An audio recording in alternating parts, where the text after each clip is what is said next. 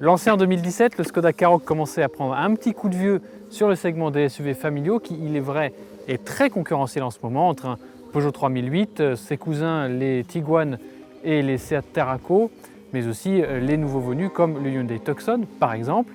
Alors pour revenir dans le jeu, fin 2021, Skoda a proposé un restylage de ce Skoda Karoq. Alors c'est assez léger quand même. On a une calandre qui est plus fine, plus étirée, des feux plus fins qui peuvent désormais accepter de l'éclairage Matrix LED, comme c'est le cas ici sur cette finition Sportline. Et puis derrière, c'est pareil, des feux qui s'étirent, un béquet un petit peu plus prononcé.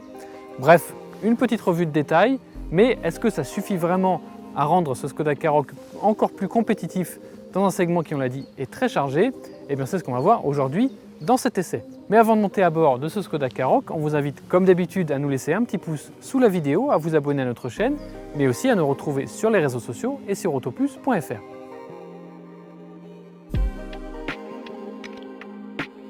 Alors à bord de ce nouveau Skoda Karoq, on va le dire tout de suite, les différences par rapport à la version pré-restylage sautent pas aux yeux et pour cause, il n'y en a vraiment pas beaucoup. Ça se joue notamment sur des matériaux différents pour la sellerie. Ici, de toute façon, on a la sellerie spécifique de la version Sportline, donc pas question des nouveaux matériaux recyclés qui sont disponibles ailleurs.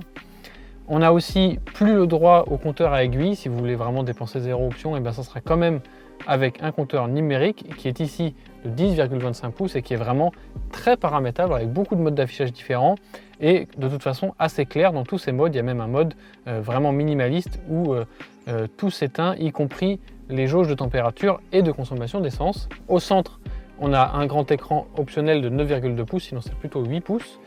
Pareil, assez réactif, c'est le même qu'on retrouve un peu partout dans la gamme du groupe Volkswagen de toute façon. Il fait très bien le travail.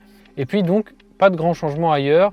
On retrouve beaucoup de boutons sur la partie basse, notamment pour la gestion de la climatisation et des sièges chauffants à l'avant. Et une qualité d'assemblage qui est franchement très haut niveau, voire même au niveau de Volkswagen tout court, avec des matériaux et une présentation qui sont certes pas très fun, on va le dire tout de suite, et c'est pas les aplats façon carbone, de toute façon noirs, qui vont réchauffer l'ensemble, mais c'est très sérieux dans le bon sens du terme. On passe tout de suite aux places arrière.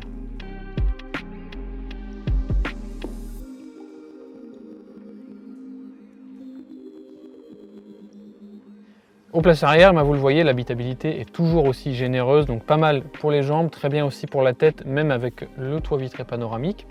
Alors ici, sur le modèle d'essai, on n'est pas équipé de la banquette arrière Varioflex qui permet de la faire coulisser sur une quinzaine de centimètres, mais aussi de séparer les sièges et de les enlever en fonction de vos besoins. Donc là, on a un truc classique, banquette 2 tiers, 1 tiers, rabattable évidemment depuis le coffre. Et donc un bel espace, les matériaux qui sont effectivement beaucoup en plastique dur à l'arrière, rien de très grave. On a quand même pas mal de connectivité à l'arrière puisqu'on a un port USB-C, une prise allume-cigare et une prise secteur 230 volts. Donc ça, c'est assez bien si vous avez notamment un ordinateur portable à charger à l'arrière. Et puis les sièges chauffants à l'arrière, c'est une option, mais c'est sympa quand même. Un petit mot sur le coffre pour finir, qui est ici motorisé et qui fait 550 litres, donc c'est très bien. Le seuil de chargement est un petit peu haut, mais rien de bien méchant. Notre modèle d'essai est aussi équipé d'une boule d'attelage activable depuis le coffre. C'est parti pour l'essai sur la route.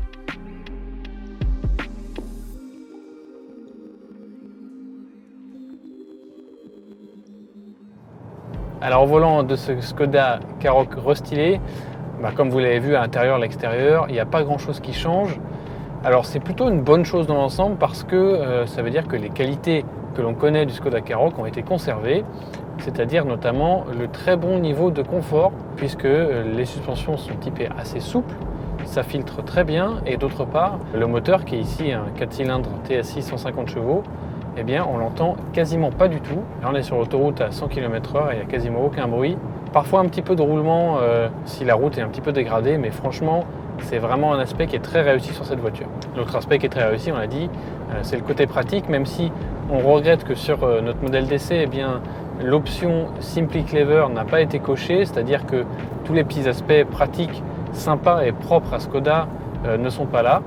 Donc tout ce qui est parapluie dans la portière, le filet dans le coffre, c'est des trucs qui sont assez sympas et aussi surtout assez pratiques et qui franchement devraient être de série sur une Skoda, notamment sur ce modèle qui est quand même une finition Sportline, donc haut de gamme.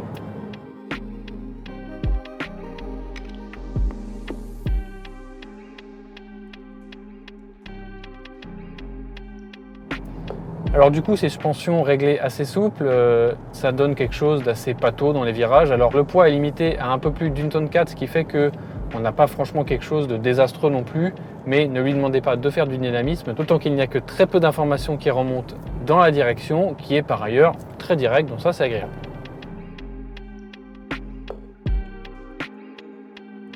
Alors, quand Skoda a présenté ce Karoq restylé, il y a eu grand bruit autour du travail aérodynamique qui a été fait. Donc on l'a dit, un nouveau béquet, il y a aussi des jantes qui peuvent recevoir des inserts pour lisser le flux d'air. Et donc on s'attendait à une belle économie de carburant. En fait, c'est assez négligeable. Skoda l'annonce à un peu plus de 6 litres au 100. Nous, on avait mesuré l'ancien pré-facelift, donc, mais avec ce même moteur 150 chevaux, à 7,9 litres au 100, donc quasiment 8 litres au 100.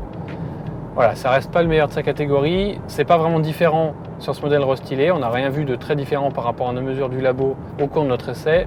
Et surtout, après la case restylage, il y a eu quand même un gros coup dans les prix, avec plusieurs milliers d'euros, on va dire entre 1 et 5 000 euros en fonction des versions. Ce qui fait que, évidemment, on se pose vraiment plus la question de sa pertinence sur le marché, vu qu'il n'y a pas une grosse mise à jour à l'intérieur. Alors, ce Skoda Karoq, il a quand même un positionnement qui reste cohérent par rapport aux autres modèles du groupe Volkswagen. Donc, il est plus cher qu'un Seat ATK, mais moins cher que le cousin chez Volkswagen. En revanche, face à un Tucson, face à un Peugeot 3008, qui est à peu près dans les mêmes tarifs aussi, là, quand même, cet intérieur qui est un petit peu plus terne, ça laisse réfléchir. Il y reste donc, en revanche, ce très beau confort et puis l'aspect pratique, surtout si vous avez le pack VarioFlex à l'arrière et le pack Simply Clever, mais ce n'est pas le cas de cette version d'essai.